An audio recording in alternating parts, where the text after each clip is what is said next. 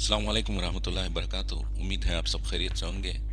बिस्मिल्लाहिर्रहमानिर्रहीम। शुरू करता हूँ मैं वास्ते अल्लाह के जो बड़ा मेहरबान निहायत रहम वाला है। अल्लाहुम्मा इन्नी अस्सलुका तौबतुन क़ब्लल मौत व रहमतुन इंदल मौत व रहमतुन बादल मौत व अफ़्वा इंदल हिसाब।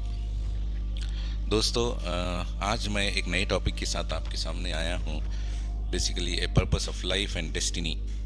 देखिए, a purpose of life and destiny depends on each other, मतलब it's correlated between each other. If there is no purpose of life, definitely there will be no destiny. Purpose of life will derive determination of destiny.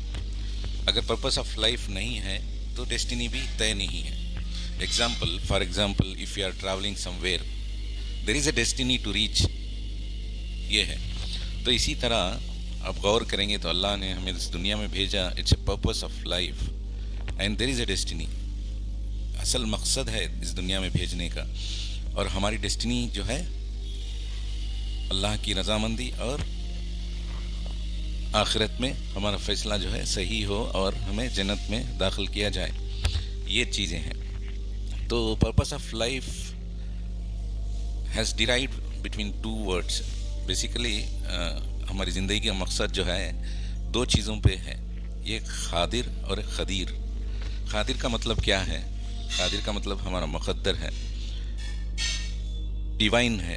For example, हम कुछ भी करें, इसका outcome जो है, जिसका result जो है अल्लाह के हाथ में है। बेसिकली हम चाहे गुड डीड्स करें क्या बैड डीड्स करें, अल्लाह के हाथ में है उसको कबूल करना या ना कबूल करना। और ये सभी डिपेंड होता है हमारी नीयत और हमारे रवैये से, मतलब क़ुलूब, जो दिल का क़ुलूब जो है वो साफ़ हो, तभी अल्लाह अच्छे डीड्स को कबूल करेंगे और बैड डीड्स को माफ़ भी कर सकते हैं। खादिर जो है अल्लाह का, Allah knows everything, he can do anything, everything. हो सकता है फॉर एग्ज़ाम्पल किसी बंदे ने इबादत छोड़ दी हो, फिर उसके दिल में ख़याल आया तो अल्लाह से माफ़ी मांग ली और इबादत शुरू कर दी, तो अल्लाह हो सकता है इस पर क़ादिर हो जाए और माफ़ कर दें। ये दो चीज़ें हैं पर्पस ऑफ लाइफ में जो बड़ी अहमियत रखते हैं। देखिए, इस ज़माने में इंसान को चेंज कॉन्स्टेंटली चाहिए, मतलब नए नए चीज़ों को देखना, नए नए चीज़ों को पसंद करना, ये पसंद करता है इंसान। थोड़ा गौर करेंगे तो हमारा ईमान जो है, हमारा ईमान, कुरान की आयतें, हदीसें, ये कभी इसमें चेंजेस नहीं। It's a constant, we have to follow, there is no excuse. But ये शैतान का शर समझे या इंसान की मकबूलियत समझे या मसरूफ़ियत समझे, हमने आखिरत को भुला दिया है और दुनिया को अपना लिया है।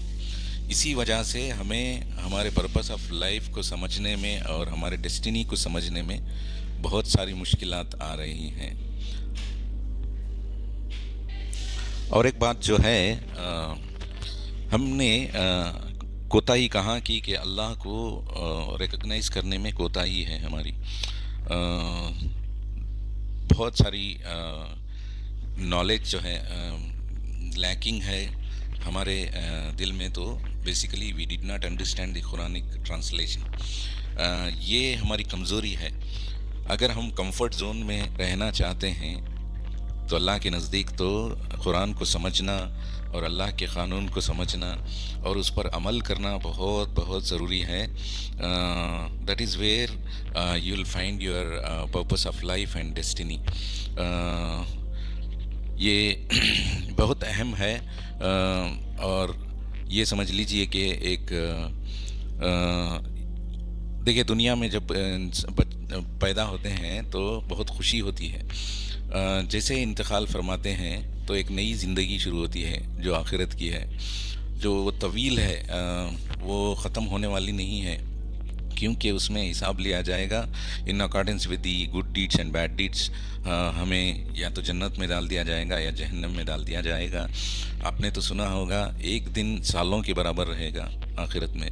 تو اس وجہ سے ہمیں اللہ کو ریکگنائز کرنا چاہیے، اللہ کو پہچانیں اللہ نے ہمیں کیوں بھیجا ہے اس دنیا میں، اور اللہ کے احکام پر چلیں، قرآن کو سمجھیں، قرآن کو پڑھیں. یہ بہت ضروری ہے آج کل کی روزمرہ زندگی میں.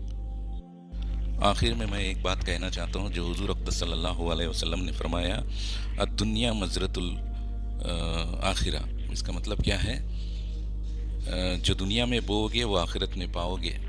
تو حضور صلی اللہ علیہ وسلم کی بھی یہ تاکید تھی کہ ہم پرپس آف لائف کو جانیں اور صحیح راستے پر چلیں. یہ کہتے ہوئے میں اس بات کو ختم کرتا ہوں. جزاک اللہ خیر.